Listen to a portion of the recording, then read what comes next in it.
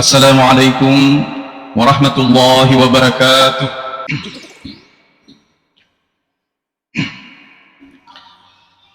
Alhamdulillahi rabbil alamin, waliyil muttaqin, wa nasir ibadihi almustada'afin, yaqdi bil haqqi wa huwa khairul fasilin. Ashhadu an la ilaha illa Allah wahdahu la syarika lah, rabbul awwalin wal akhirin, wa ashhadu anna sayyidana Muhammadan abduhu wa rasuluh, an-nurul hadil amin, sallallahu alaihi wa ala alihi wa sahabatihi wa tabi'in wa man tabi'ahum bi ihsanin ila yaumiddin. Wa usalli wa usallim ala sayyidina wa maulana Muhammad wa ala alihi at-tayyibin at-tahirin wa ashabihi al-ghurril mayamin. Amma ba'd, fa ya ayyuhal muslimun, usini nafsi wa iyyakum bi taqwallah wa ahussukum ala ta'atihi. Ittaqullah haqqa tuqatih wa la tamutunna illa wa antum muslimun, fa innaha wasiyatullah wassa biha al-awwalin wal akhirin. Ittaqullah wa ma tuqaddimu li anfusikum min khairin tajiduhu indallah huwa khair wa 'azzama ajra, wastaghfirullah innallaha ghafurur rahim. Faqad qala Allah ta'ala fi kitabihil karim, a'udzu billahi minasyaitonir rajim, bismillahirrahmanir rahim. Ya ayyuhalladzina amanu taqullaha wal tanzur nafsum ma qaddamat lighad wattaqullaha innallaha khabirum bima ta'malun. Shadaqallahul azim wa ballaghahu rasulul karim wa nahnu ala dzalika minasyahidin wasyakirin. Marilah kita haturkan ungkapan syukur yang sebesar-besarnya kepada Allah Subhanahu wa taala yang telah memberi nikmat dan anugerah yang tak terhingga banyaknya. Ungkapan itu kita upayakan melalui penguatan takwa kita dengan cara melihat dan mencermati apa yang kita lakukan. Apabila yang akan kita lakukan itu sesuai dengan perintah Allah dan sunnah dan tuntunan Rasulullah sallallahu alaihi wasallam, maka segeralah laksanakan. Sedangkan apabila yang akan kita lakukan ternyata berbeda atau bahkan bertentangan dengan kedua petunjuk tersebut, Al-Quran dan sunnah Nabi, maka segeralah tinggalkan demi kebaikan dan kemaslahatan kita. Ma'asyiral muslimin, sidang jamaah Jumat yang dirahmati Allah Subhanahu wa taala. Saat ini kita berada di bulan Agustus. Hari ini tanggal 16 Agustus 2024. Bulan Agustus adalah bulan kemerdekaan. Bulan di mana kita memperingati HUT, hari ulang tahun Republik Indonesia yang saat ini telah berumur 79 tahun. Bulan keramat bagi bangsa Indonesia. Saatnya kita merenungkan perjuangan besar bangsa dan rakyat Indonesia dalam mencapai kemerdekaannya dengan mengorbankan harta, benda, jiwa, dan raga. Saatnya kita mensyukuri sedemikian banyak nikmat yang kita peroleh di masa kemerdekaan ini. Nikmat berupa kesempatan bekerja, nikmat berupa inovasi, dan bahkan kemarin kita lihat di televisi, di media, ada putra-putri terbaik bangsa yang mengharumkan nama bangsa, meraih emas di cabang panjat tebing dan angkat besi Olimpiade Paris tahun 2024 ini. Pertumbuhan ekonomi kita alhamdulillah masih di atas 5%. Kehidupan politik kita, meskipun kita akan melaksanakan pilkada dan pilgub, tetapi secara umum kita telah berhasil menyelenggarakan pilpres dan pileg dengan sukses dan lancar. Sungguh nikmat yang luar biasa banyak yang patut kita syukuri. Apabila saat ini negara-negara tidak mampu menyatukan bangsanya, tidak mampu menyatukan warganya, bahkan harus berperang melawan musuh. Di samping syukur atas nikmat dan anugerah Allah Subhanahu wa taala, saatnya kita juga berintrospeksi dan bermuhasabah bahwa meskipun sudah 79 tahun merdeka, akan tetapi masih banyak persoalan yang harus menjadi perhatian dan keprihatinan kita. Kita belum sepenuhnya bebas dari banyak permasalahan bangsa. Masalah narkoba yang banyak beredar secara terbuka, prostitusi, perzinahan, LGBT yang mungkin berani tunjuk diri lewat media-media sosial. Begitu juga judi online yang merebak parah digandrungi generasi muda. Oleh karena itu, perayaan kemerdekaan kita sepatutnya memperhatikan hal-hal tersebut. Cinta tanah air atau nasionalisme tidak sekedar upacara mengerek bendera dan baris berbaris, tetapi juga dengan memikirkan, melakukan, dan mengkreasikan karya terbaik untuk bangsa. Untuk menjadi seorang patriot, Anda tidak harus berlagak di medan perang. Untuk menjadi seorang negarawan, Anda tidak harus bersidang di Senayan. Untuk menjadi seorang pahlawan di masa sekarang, syaratnya cuma satu, yaitu munculnya rasa kepedulian Anda terhadap perbaikan-perbaikan nasib bangsa, agama, dan negara. Para hadirin jamaah sholat Jumat rahimakumullah, berkaitan dengan hari kemerdekaan ini dan hakikat kemerdekaan bagi umat manusia, Khalifah Umar bin Khattab pernah berkata dan bertanya, "Matasta'badtumun nas wa qad waladtuhum ummahatuhum ahrara." Sejak kapan kalian memperbudak manusia sedangkan ibu-ibu mereka melahirkan mereka sebagai orang-orang yang merdeka? Sayyidina Umar memang menyampaikannya dengan nada bertanya, namun sesungguhnya ia sedang mengoreksi kesadaran kita tentang hakikat kemerdekaan manusia. Menurutnya manusia secara fitrah adalah merdeka.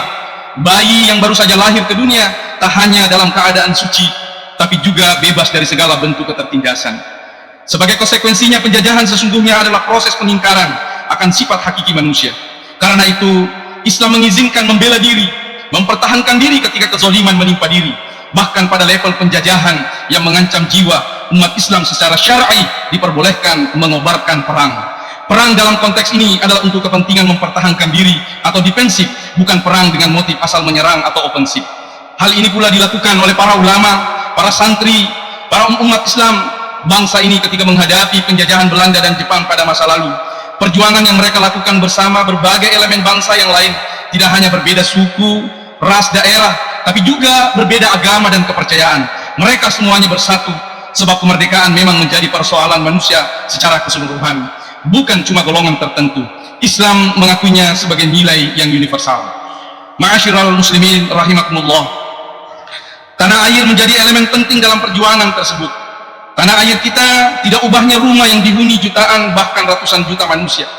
Islam mengakui hak atas keamanan tempat tinggal dan memperbolehkan melakukan pembelaan bila terjadi ancaman yang membahayakan negara. Al-Quran bahkan secara tersirat mensejajarkan posisi antara agama dan tanah air, sebagaimana terekam dalam Al-Quran surah Al-Mumtahanah, "La yanhakumullahu 'anil ladzina lam yuqatilukum fid din wa lam yukhrijukum min diyarikum an tabarruhum wa tuqsitu ilaihim innallaha yuhibbul muqsitin."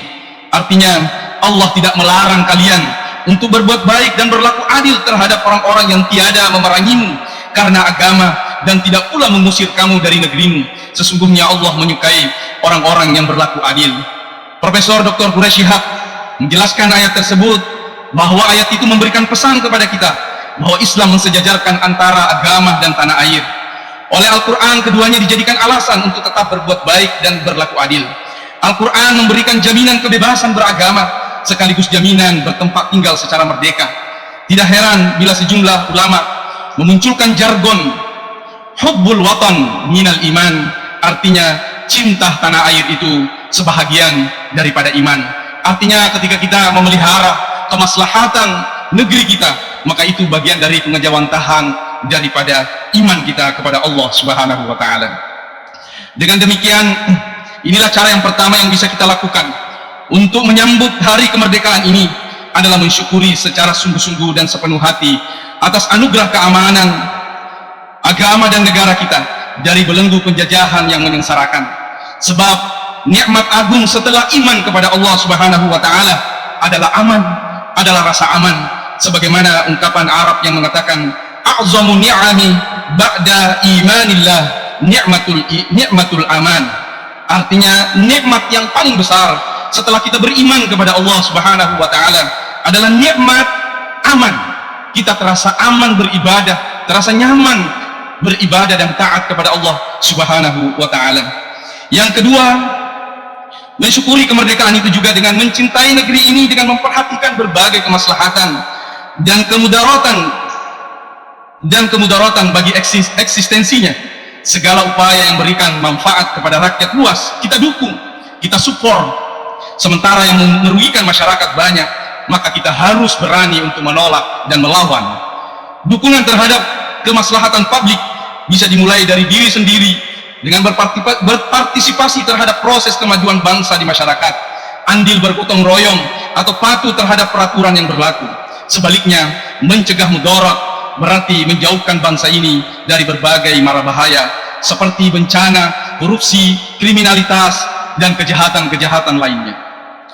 Termasuk dalam praktek ini adalah mengapresiasi pemerintah bila kebijakan yang dijalankan berguna, tetapi juga sekaligus berani mengkritiknya tanpa segan ketika kebijakan pemerintah melenceng dari kemaslahatan bersama. Baru-baru ini kita lihat viral 1 minggu atau 2 minggu di media sosial ini, kita lihat ada pasukan paskibraka, pasukan pengibar bendera 17 Agustus yang tadinya mereka terekam menggunakan jilbab, tiba-tiba diarahkan untuk membuka jilbabnya. Maka itu diketahui oleh netizen, maka ramai-ramai kemudian orang melakukan kritik. Ini adalah sebuah kesalahan dan harus ditolak, dan kita lihat beberapa penolakan dari umat Islam maupun ormas-ormas Islam. Kita tunggu lihat besok apakah benar-benar mereka akan mengubahnya ataukah justru ingin meneruskannya. Jamaah salat Jumat rahimakumullah, Imam Al-Ghazali, Abu Hamid Al-Ghazali dalam kitabnya Ihya Ulumuddin pernah berkata, al-mulku wad-dinu tau'amani, fad-dinu aslun was-sultanu harisun, wa ma la asla lahu famahdumun, wa ma la harisa lahu fadha'iun. Berkaitan dengan ini, Imam Al-Ghazali mengatakan, kekuasaan negara dan agama merupakan dua saudara kembar. Agama adalah landasan, sedangkan kekuasaan adalah pemelihara. Sesuatu tanpa landasan akan roboh, sedangkan sesuatu tanpa pemelihara atau agama ataukah penguasa akan lenyap. Imam Al-Ghazali dalam pernyataan ini seolah ingin menegaskan kepada kita bahwa ada hubungan simbiosis mutualisme yang tak terpisahkan antara agama dan negara. Alih-alih bertentangan, keduanya justru hadir dalam keadaan saling menopang dan saling mendukung. Ya, dalam istilah adat Bugis, naya ada ya, maka teningi di sarae, naya sarae, maka tenito dia ada Artinya adat adalah simbol daripada kekuasaan dan syarak adalah simbol daripada agama. Artinya agama dan negara adalah keduanya tidak bisa terpisahkan atau tidak bisa kita pertentangkan. Keduanya saling menopang. Negara membutuhkan nilai-nilai dasar yang terkandung dalam agama, sementara agama memerlukan rumah yang mampu merawat keberlangsungannya secara aman dan damai. Indonesia adalah sebuah nikmat yang sangat penting. Kita bersyukur dasar negara kita senapas dengan substansi ajaran Islam. Kemerdekaan memang belum diraih secara tuntas dalam segala bidang, namun itulah tugas kita sebagai warga negara yang baik, untuk tak hanya mengeluhkan keadaan, tapi juga harus turut serta memperbaikinya sebagai bagian dari ekspresi hubbul watan, yaitu cinta tanah air. Semoga Allah Subhanahu wa Ta'ala senantiasa menjaga negara dan agama kita dari malapetaka hingga bisa kita wariskan dari satu generasi ke generasi berikutnya. Saya akhiri khutbah ini dengan mengutip satu ungkapan petuah orang Bugis yang mengatakan, pada launik mai palebat ni koromai sumpet na sampat tepe naripak balabani nasabah amalak soleh namat TV insyaallah to pada malabu di akhirat nasabah ati cadiorio-renmu pulana mangolo temak boko si tangar kuanna cari laki-lak rinyili pada ulet tepu di tengah raya cayana limbar di pamasarat dan kira-kira toni riletengnya rimanipi na utama risuruga pamasena buang Allah Ta'ala. Amin, amin, amin ya rabbal alamin. Barakallahu li wa lakum fil Qur'anil azim wa nafa'ani wa iyyakum ma fihi minal ayati wa zikril hakim wa taqabbala minni wa minkum tilawatahu innahu huwas samiul alim.